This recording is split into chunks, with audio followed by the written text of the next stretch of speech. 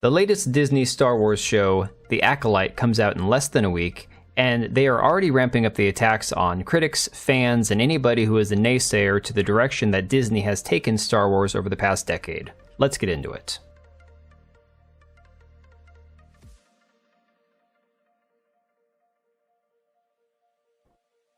Well, hello and welcome back to the channel. Glad to have you all here.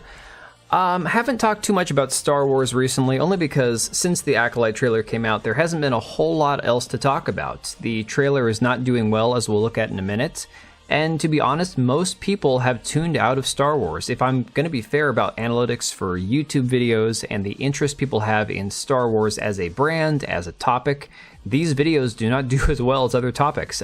People have generally lost interest in Star Wars. And, you know, the faith in Disney to make a decent Star Wars product, I think it's waning across the board. It's not just, you know, the fans, the longtime, viewers of Star Wars, the people who read the books, played the games, all that stuff, you know, back in the good old days in the 80s and 90s. But even George Lucas himself, as much as he's allowed to say, has alluded to the fact that he doesn't think that Disney has necessarily been as faithful to Star Wars as they could have been, that they haven't necessarily treated it as well as they could have. Of course, he did back Bob Iger in the proxy battle with Nelson Peltz for the Disney board seats, and unfortunately, we don't know what happened behind the scenes on that.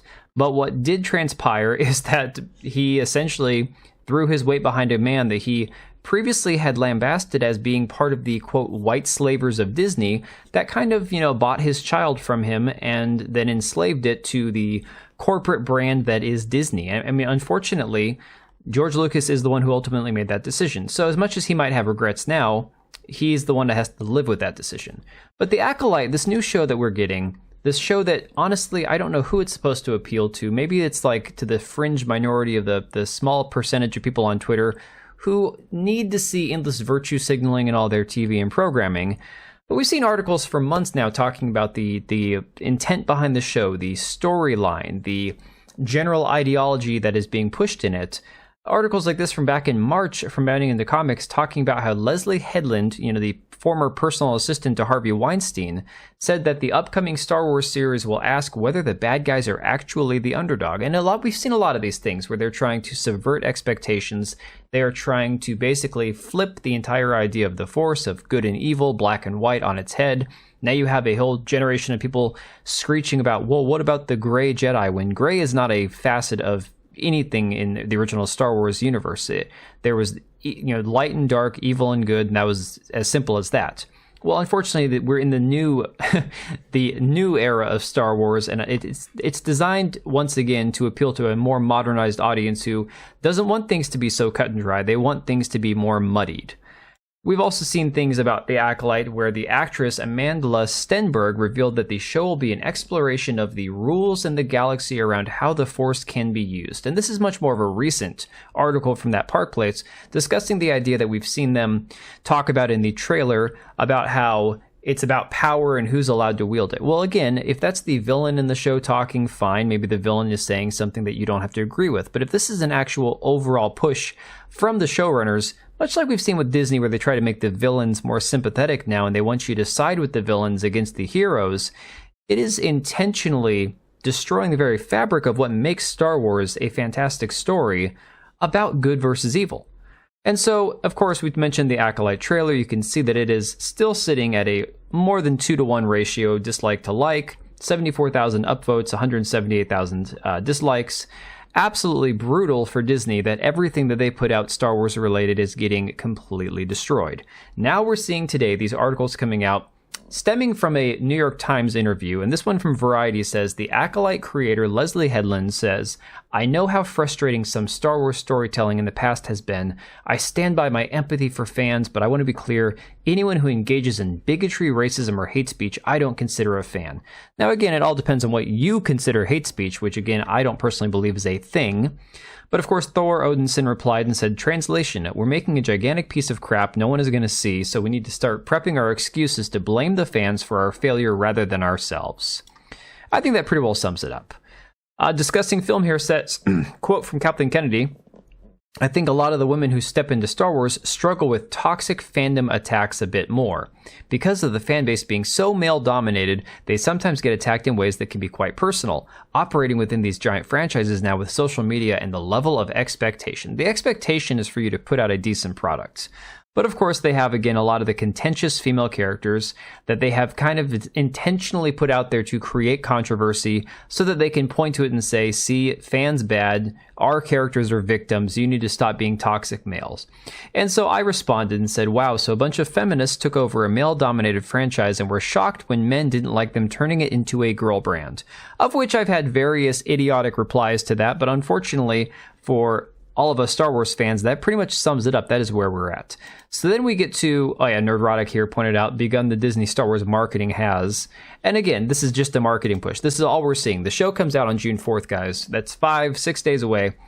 What we're seeing is them trying to, quote, market it the only way they know how, to stir up controversy, get a few people to tune in, and then when people don't like it, they scream about being victims. So the article from New York Times itself says Leslie Headland hopes the Force is with the Acolyte. Her new Star Wars show is a dream come true, but she knows it carries enormous expectations. I would be lying if I said I wasn't scared, she said. And again, we're just going to skip ahead of some of this stuff and get to the actual meat and bones of this. The reality is, they always backtrack to the same idea. Oh, we've always been fans. Oh, this is for everybody. Oh, this is to honor George. This is to honor the fans. But what they intentionally do is they make these stories that do not line up with the canon. They subvert the existing story, replace it with something that doesn't match the actual flow and the actual meaning of the original story that was told. And then they blame you when you don't like it. They find every excuse, whether it's diversity, whether it's orientation, whether it's any sort of little nuance that they can cram in there to blame the fans for it failing and just call you a racist if you don't like the fact that somebody is a different color skin than you have. And so, of course, you have them pointing out that Amandla Stenberg, the star of the show, stars as a dreadlocked warrior. Why the New York Times has to point out she has dreadlocks, I don't understand. Why she has dreadlocks in Star Wars, I also don't quite get. That was never a thing in Star Wars before. George Lucas intentionally didn't want anything in Star Wars that looked like our modern day world. That is why he even had a no zipper policy, which they unfortunately screwed up on Luke's jumpsuit in episode 5, Empire Strikes Back. That was the one time there was a zipper, and people like to cling to that. So it says, Amandla Stenberg, who has a complicated relationship with a Jedi Master played by Lee Jung-jae from Squid Game. In his first English-speaking role, Jodie Turner-Smith plays the lesbian leader of a regal coven. They're just coming out and saying she's a lesbian. That's hilarious. Coven of Witches, while the Filipino-Canadian actor Manny Jacinto appears as a shadowy traitor. In one of her most action-oriented roles since The Matrix, Carrie-Anne Moss plays a steely Jedi named Master Indara. And again, the entire point behind this is that they're going to cram it as full of diversity as they can to use it as a shield for when the show sucks and nobody wants to watch it. Of course, it says rumors can solidify into facts. Some Star Wars obsessives, for instance, have worried that Headland's show breaks canon or tinkers with already established storylines in the franchise, the ultimate Star Wars crimes. It does not. Yeah, okay. We've already seen things where it does, but again, that you're going to have to make that decision for yourself if you choose to watch it. The real meat and bones of this is the quotes that we've already seen. And here you go, it says, but a loud primordial part of the Star Wars fandom has pushed back in predictable fashion. Why are there so many women, girls, and minority characters increasingly dominating the ranks of Jedi, reads a comment on the Acolyte trailer, with others expressing a similar worldview. It's a version of the same misogyny and racism that greeted Rey, the female Jedi who made her debut in The Force Awakens in 2015, that drove Kelly Marie Tran off social media when she appeared in The Last Jedi.